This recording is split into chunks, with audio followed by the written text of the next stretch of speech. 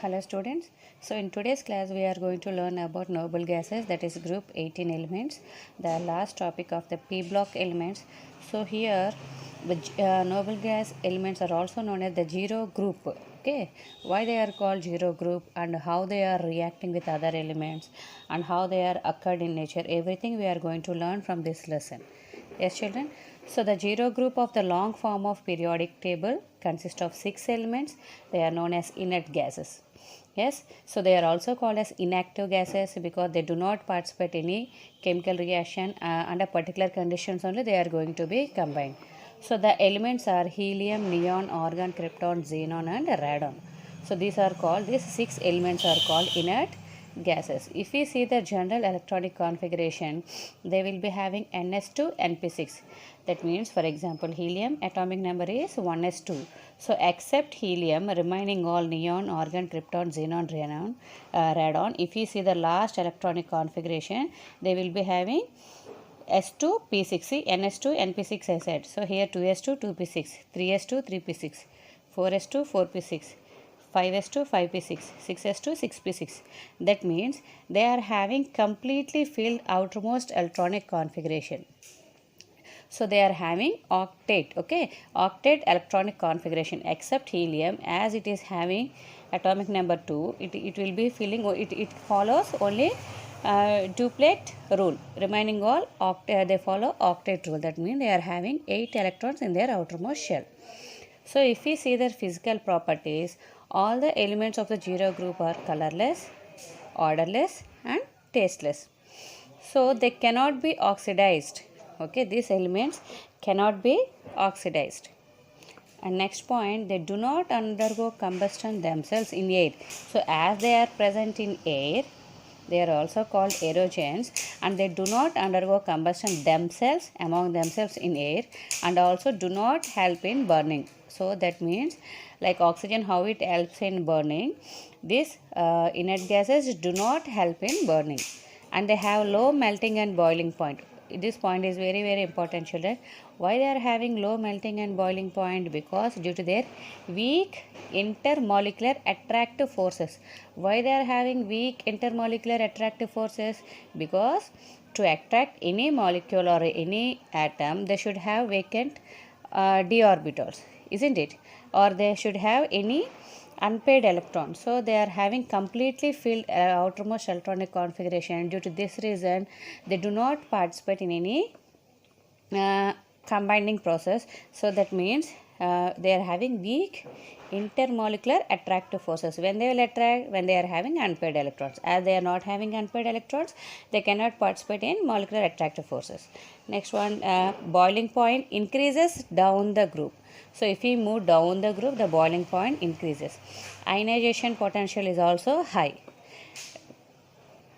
So ionization potentials are high, suggesting that these elements are very stable and it is difficult to remove an electron from their outermost shell. So that is why they are having high ionization potential.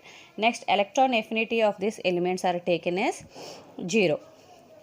So they do not accept any electrons. So that is why the electron affinity of these elements are taken as 0.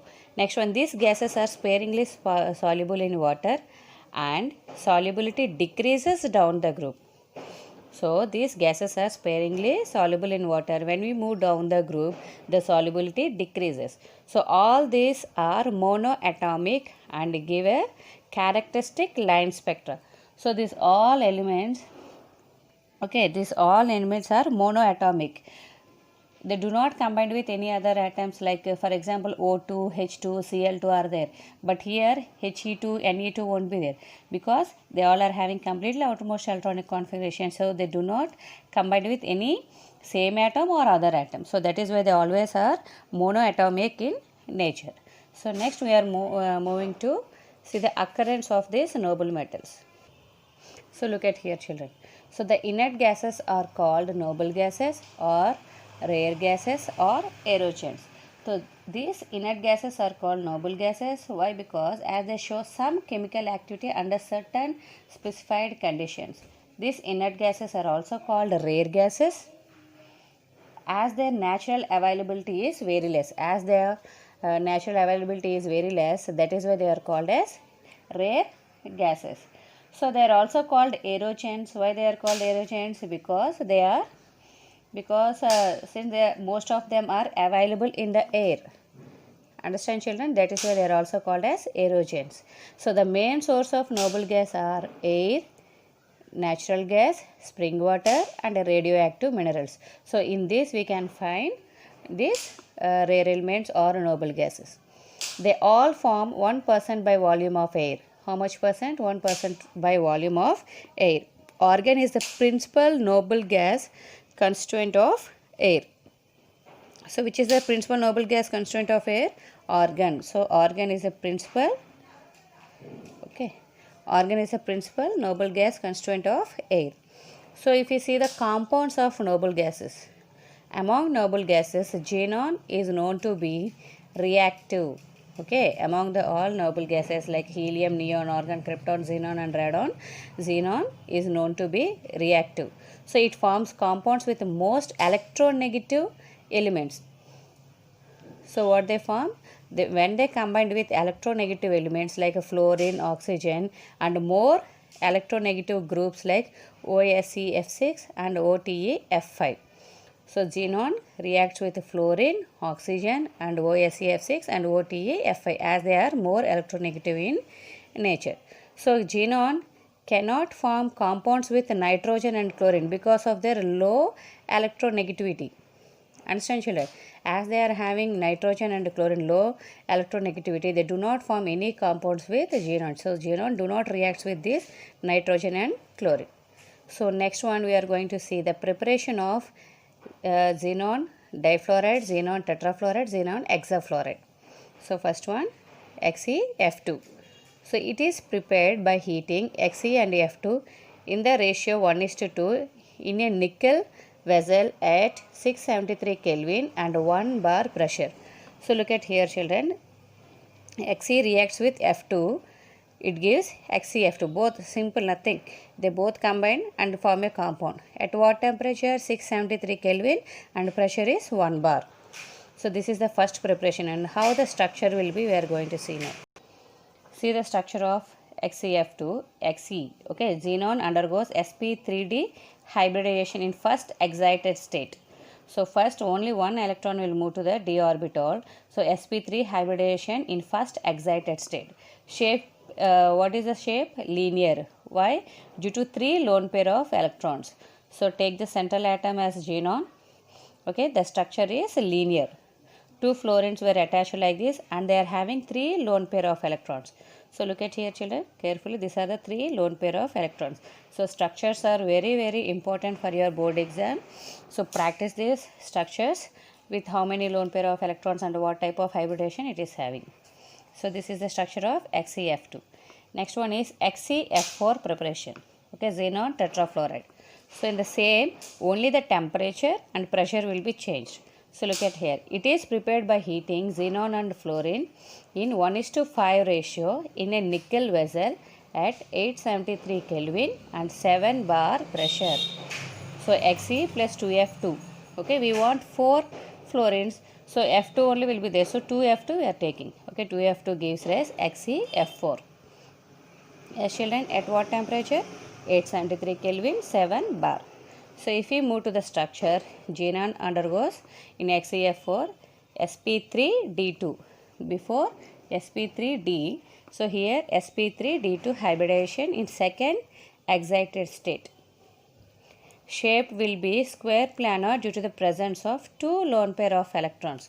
So here 3 lone pair. So when we move to the another structure, it will be decreased one by one. So 2 lone pair of electrons. Take this xenon in the central atom as a central atom. Okay, all the 4 fluorines were attached to their corners and 2 lone pair of electrons were attached at the center. So this is square planar due to the presence of 2 lone pair of electrons. Xenon were attached to 4 fluorines at their corners. Next, XeF6. So in XeF6 preparation, so xenon hexafluoride, it is prepared by heating xenon and fluorine in 1:20 ratio in a nickel vessel at 600 Kelvin and 60 to 70 bar pressure. So Xe plus 3F2 gives rise XeF6 at 600 Kelvin, and here 60 to 70 bar. 60 to 70 bar pressure. Understand, children? So all XeF2, XeF4, XeF6 all were prepared in the nickel vessel only, and the ratios, temperature and pressure you have to remember. So if we see the structure XeF6, so xenon, the central atom which undergoes sp3d3 hybridization. Okay, first one is sp3d, second one is sp3d2, third one is sp3d3 hybridization in third excited state. Okay, it is a third excited state. So shape will be disordered octahedral. Okay, octahedral due to the presence of one lone pair of electrons. So look at here, children. Xenon were connected to 1, 2, 3, 4, 5, 6 fluorines, and they are having one lone pair of electrons. In XeF2, 3 lone pairs, in XeF4 2 lone pairs, and in XeF6 one lone pair of electrons are present. So this is about today's class. In the next class we are going to see more chemical properties of these inert gases. Thank you, children.